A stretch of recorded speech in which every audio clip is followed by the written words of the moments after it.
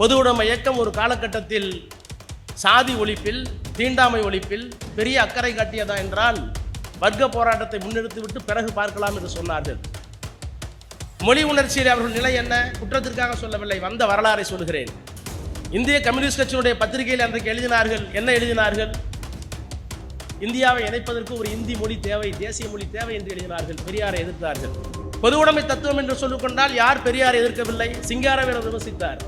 ஆதிக்க சக்திகளோடு சரச சல்லாபம் என்று எழுதினார். பெரியார் கோபித்துக் கொள்ளவில்லை, அப்படியே எடுத்து அடுத்த நாள் போட்டார் பத்திரிகையில். சிங்காரவேலர் மட்டுமல்ல, ஜீவா எதிர்த்தார், ஜீவா விமர்சித்தார், இயக்கத்தை விட்டு வெளியே சென்றார். ஆக பொது உடைமைவாதிகள் இந்த இயக்கத்தை, 100 ஆண்டு கண்ட இயக்கத்தை விமர்சித்தார்கள், விலகி நின்றார்கள். ஆனால் இன்றைக்கு இந்த மேடையில் அவர்கள் எல்லோரும் வந்து பெரியார் தான் எங்களுக்கு தேவை என்று சொல்லுகிறார். அவர்கள் என்னை வைத்துக் கொண்டு சிங்காரவேலர் ஜீவா என்று விமர்சித்தார். நான் சகோதரர் ஆர் ராசா அவருக்கு சொல்கிறேன், ஜீவா முரண்பட்டார், பகையாக அல்ல வளர்முரண்.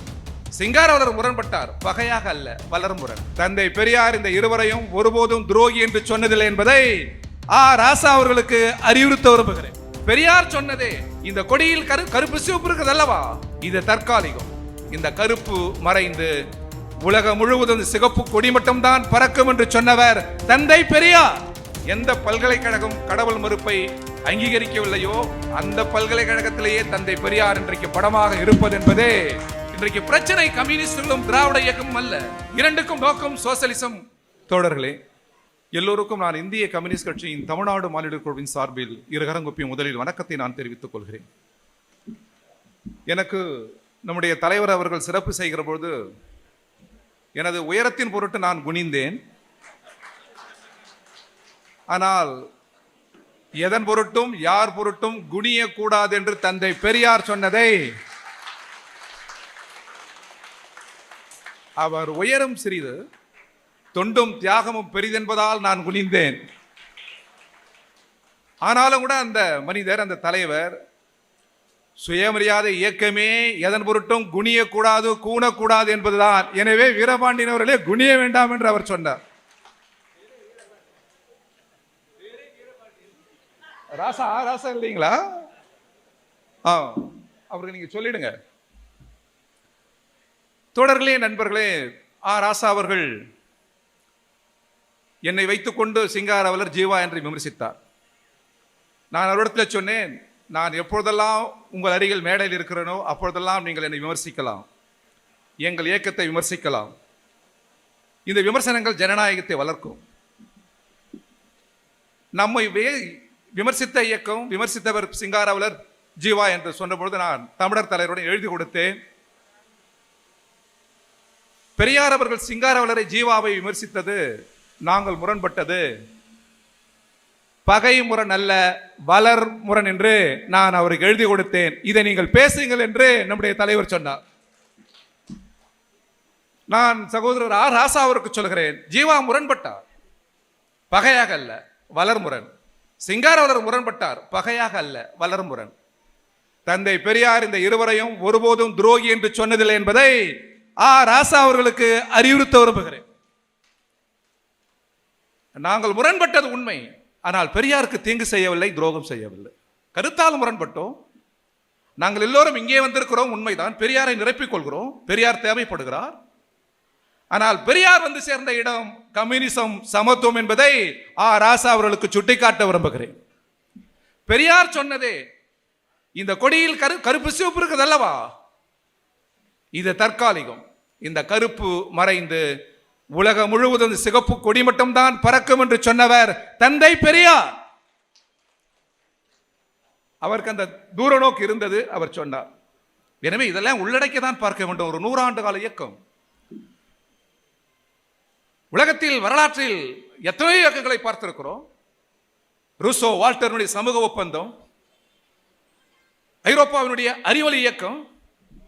ஆனால் எந்த உலகத்தில் எந்த இயக்கத்தில் எந்த நாட்டிலும் சுயமரியாதை என்கிற ஒரு சொல்லில் இயக்கம் தோன்றியதே இல்லை. இந்தியாவில் தான், தமிழ்நாட்டில் தான் அந்த இயக்கம் தோன்றி வாழ்கிறது, அதுவும் தமிழ் மண்ணில். சுயமரியாதையினுடைய சிறகுகள் மகத்தானது.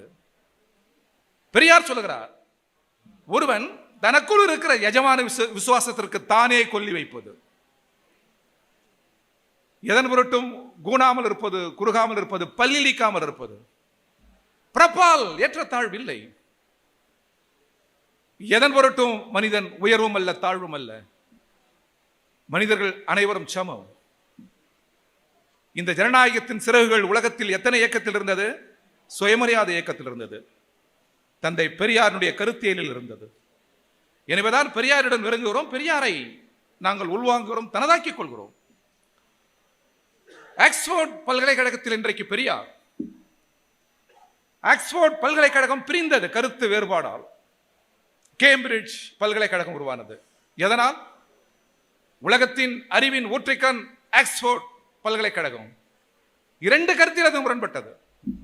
ஆக்ஸ்போர்ட் பல்கலைக்கழகத்தில் அறிவு நிறைந்தவர்கள் இருந்தாலும் கடவுள் மறுப்பை அங்கே பேசவில்லை. கடவுள் மறுப்பை பேசியவர்கள் தான் கேம்பிரிட்ஜ் பல்கலைக்கழகத்திற்கு சென்றார்கள். விடுதலை மறுப்பு பேசப்பட்டது ஆக்ஸ்போர்ட்டில். விடுதலை ஆதரித்தவர்கள் தான் கேம்பிரிட்ஜ் பல்கலைக்கழகத்திற்கு சென்றார்கள். எந்த பல்கலைக்கழகம் கடவுள் மறுப்பை அங்கீகரிக்கவில்லையோ அந்த பல்கலைக்கழகத்திலேயே தந்தை பெரியார் இன்றைக்கு படமாக இருப்பது என்பதே சாதாரண சாதனை அல்ல. மார்க்ஸ் டஸ் கேபிட்டல் நூல் எழுதுகிற பொழுது டார்வினை அணிந்துரைக்கு கேட்டார். டார்வின் தயங்கினார். பரிணாம கோட்பாட்டை வழங்கிய டார்வினை தயங்கினார். ஏனென்றால் அந்த பரிணாம கோட்பாட்டு வெளிவந்த பிறகு உலகத்திலேயே முதல் முறை மார்க்ஸ் தான் கடவுள் மீது விழுந்த பலத்த அடி என்று மிகுந்த துணிச்சலோடு சொன்னார். எனவே கடவுள் எதிர்ப்பாளராக இருக்கிற உங்கள் நூலுக்கு நான் அணிந்துரை வழங்குவதா என்று அவர் தயங்கினார். டார்வினே கூட அந்த இடத்தில் தயங்கினார். ஆனால் தந்தை பெரியார் தமிழ் மண்ணில், இந்தியாவில் தயங்கவில்லை என்பதை இந்த நேரத்தில் நாம் பார்க்க வேண்டும். பெரியார் வெறும் கடவுள் மறுப்பாளர் என்று சுருக்கிவிடக் கூடாது, மத எதிர்ப்பாளர் என்று சுருக்கிவிடக் கூடாது. பெரியாரின் கருத்துக்களில் தேசியம் இருந்தது, ஜனநாயகம் இருந்தது. சுயமரியாதை இவ்வளவுதானா? பெண்ணடிமை கூடாது, கடவுள் இதன் மீது கேள்வி, மதம் இதன் மீது கேள்வி, ஜாதி இதன் மீது கேள்வி, இதானா சுயமரியாதை? பெரியார் துணிச்சலோடு சொல்லுகிறார், 40 பேருக்கு தேவையான பலத்தை, வளங்களை, எதிர்காலத்தை 4 பேர் சுருட்டி வைத்துக் கொள்வதும் சுயமரியாதைக்கு எதிரானது. 40 கோடி பேருக்கு தேவையான செல்வ வளங்களை 4 பேர் வைத்திருக்கிறார்கள் இந்தியாவில். அது சுயமரியாதையாது? அது பகுத்தறிவாது? அந்த போரும் சுயமரியாதைக்கான போர் தான், தன்மானத்துக்கான போர் தான். இதையும் சேர்த்து பார்க்க வேண்டும் என்று நான் ராசா போன்ற நண்பர்களுக்கு தோழமையோடு சுட்டிக்காட்ட விரும்புகிறேன். இன்றைக்கு பிரச்சனை கம்யூனிஸ்டுகளும் திராவிட இயக்கமும் அல்ல. இரண்டுக்கும் நோக்கம் சோசலிசம், சமத்துவம் தான். இன்றைக்கு பிரச்சனை RSS, பிஜேபி.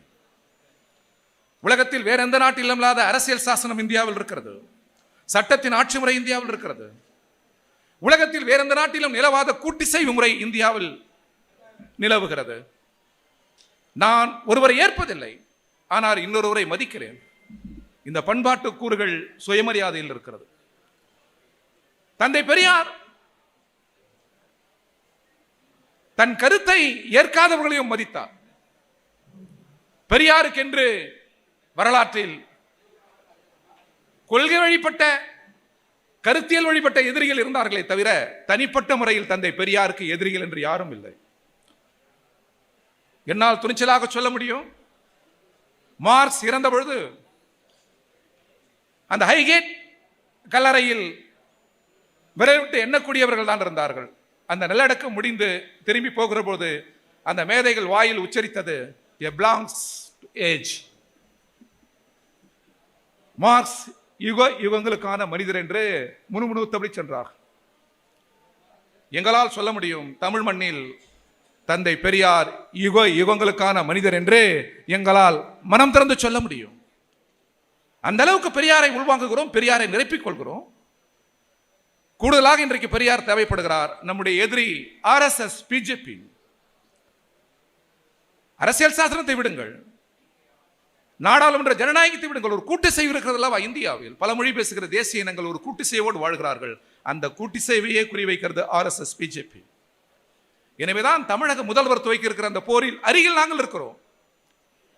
தமிழக முதல்வர் துவக்கி இருக்கிற போர் தமிழ்நாட்டு நலனுக்கானது மட்டுமல்ல, மாநிலங்களின் கூட்டு சேவைக்கான போர். அது எதிர்கால தலைமுறையை பாதுகாப்பதற்கான போர் அந்த போர். நாடாளுமன்ற ஜனநாயக விழுமியங்களை பாதுகாப்பதற்கான போர் அந்த போர். எனவே இடதுசாரிகள் மிக நெருக்கமாக இருக்கிறோம். இந்த நெருக்கத்தை விரும்பாதவர்கள் பலர் இருக்கிறார்கள். நாட்டின் நலன் பொருட்டு அந்த நெருக்கத்தோடு நாங்கள் இருக்கிறோம். நான் நிறைவு செய்கிறேன். 100 ஆண்டு கால இயக்கம். விமர்சனங்கள் எப்பொழுதுமே இந்திய கம்யூனிஸ்ட் கட்சி எதிர்கொள்கிறது, வரவேற்கிறது. தோழமை விமர்சனங்களுக்கு கதவு திறந்தே இருக்கிறது. ஆனால் ஒரு 100 ஆண்டு கால இயக்கம், சுயமரியாதை இயக்கத்துக்கு அருகில் வந்து வாழ்த்துகிற தகுதி கொண்ட இயக்கம் எது? 100 ஆண்டுகளில் 3 முறை தடைக்குள்ளான நாங்கள். பிரிட்டிஷ் ஏகாதிபத்தியம் 2 முறை, காங்கிரஸ் 1 முறை. இந்திய வரலாற்றில் இந்த தடையை எதிர்கொண்ட கட்சி எது? எதிர்கொண்டால் வாழுமா அந்த கட்சி? வாழ்ந்திருக்குமா அந்த கட்சி? இந்திய வரலாற்றில் கம்யூனிஸ்டுகளை போல் எதிர்கொண்ட சதி வழக்குகளை சந்தித்த இயக்கம் எது? பெசாவர் சதி வழக்கு, மீரட் சதி வழக்கு, கான்பூர் சதி வழக்கு, நெல்லை சதி வழக்கு, சென்னை சதி வழக்கு. 100 ஆண்டுகளில் சுட்டுக் கொல்லப்பட்ட கம்யூனிஸ்டுகள் எத்தனை பேர்? நாடு கடத்தப்பட்டவர்கள் எத்தனை பேர்? தூக்கு மேடைக்கு சென்றவர்கள் எத்தனை பேர்? எவ்வளவு வழக்குகள்? அதை தாண்டி 100 ஆண்டு காலம் இந்த இயக்கம் வாழ்கிறது. சுயமரியாதை இயக்கம் அவமானங்கள், அடக்குமுறைகள், வழக்குகள் எல்லாவற்றையும் தாங்கி 100 ஆண்டு வாழ்கிறது. இந்த 2 இயக்கமே 100 ஆண்டுகளில் அழிந்திருக்க வேண்டும். ஆனால் வாழ்கிறது என்று சொன்னால் இந்த 2 இயக்கத்தினுடைய கனவு சமதர்மம், சமத்துவம். அந்த புள்ளியில் மிக ஆழமாக நாம் சிந்திக்க வேண்டும். அதிலிருந்து கொஞ்சம் இடரக்கூடாது என்பது என்னுடைய வேண்டுகோள்.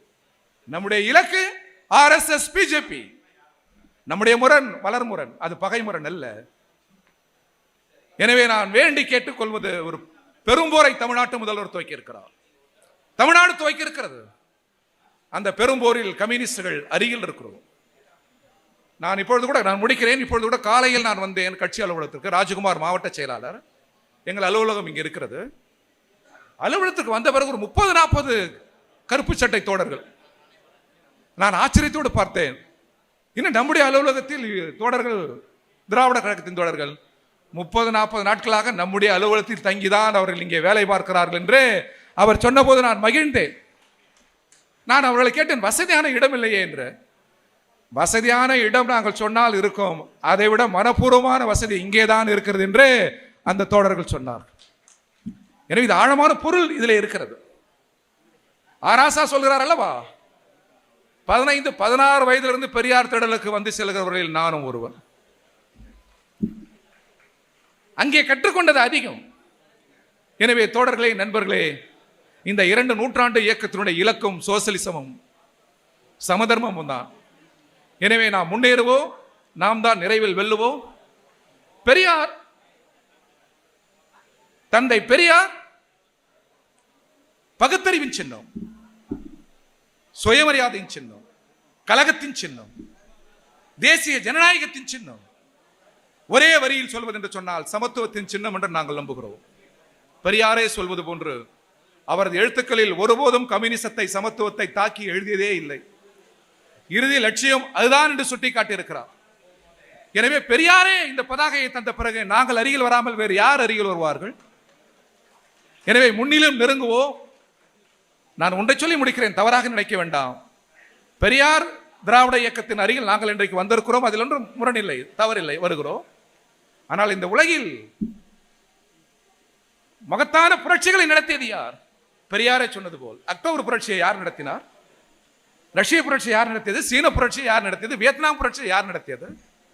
ஆப்பிரிக்க நாடுகளின் புரட்சியை யார் நடத்தியது? நேரம் கிடைக்கிற போது அந்த பழைய தந்தை பெரியாருடைய தலங்கங்களின் எழுத்து பார்த்தால் தெரியும். உலகம் முழுவதும் கம்யூனிஸ்டுகள் அல்லவா இந்த போர்க்குடியை தூக்குகிறார்கள், விடுதலையின் பக்கம் நிற்கிறார்கள் என்று தந்தை பெரியார் சொன்னதை நேரம் கிடைக்கிற போது நாம் எல்லோரும் படிக்க வேண்டும். எனவே பொதுவுடைமை இயக்கத்தை அவ்வளவு எளிதில் கடந்து விட முடியாது. திராவிட இயக்கத்தை அவ்வளவு எளிதில் கடந்து விட முடியாது. நாணயத்தின் இருபக்கம் போல் நாட்டின் நலன் கருதி இந்த 2 இயக்கத்தினுடைய பயணமும் தொடர வேண்டும். நாம் தான் நிறைவில் வாகை சூடுவோம். நிறைவில் இந்த உலகம் முழுவதும் தந்தை பெரியார் சொன்னது போன்று செங்கொடி மட்டுமே பறக்கும், அதில் தான் சமத்துவமும் சமதர்மமும் இருக்கிறது என்று சொல்லி விடைபெறுகிறேன். 100 ஆண்டு கால இயக்கத்தின் மகத்தான இந்த இயக்கத்திற்கு 100 ஆண்டை கண்ட இந்திய கம்யூனிஸ்ட் கட்சியின் சார்பில், என் சார்பில் அல்ல, 100 ஆண்டு காலம் செழுமையான விழுமியங்களை கொண்ட ஒரு மகத்தான பேர் இயக்கத்தின் சார்பில் இந்த சுயமரியாதை இயக்கத்தை கட்டி அணைத்துக் கொள்கிறோம். அதற்கு நாங்கள் கம்யூனிஸ்ட் பேரியக்கத்தின் சார்பில் இருகரங்குப்பி வணக்கத்தை சொல்கிறேன். நன்றி, வணக்கம்.